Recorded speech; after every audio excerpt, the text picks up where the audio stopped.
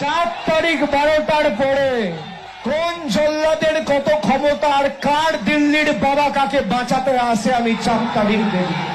4 তারিখ বাংলায় থাকবেন, বেলা 12টার পর দেখা হবে। ফল বেরোনোর পর সুদে আসলে জবাব দেবো, আমি কথা দিয়ে যাচ্ছি।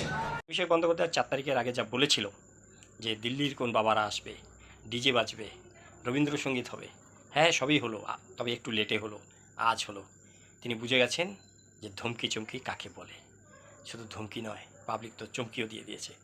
জয় শ্রীরাম।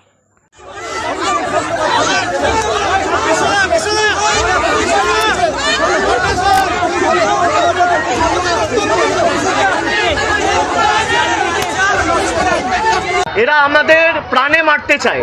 মেরে দিক, আমার মৃতদেহ উদ্ধারক এখান থেকে।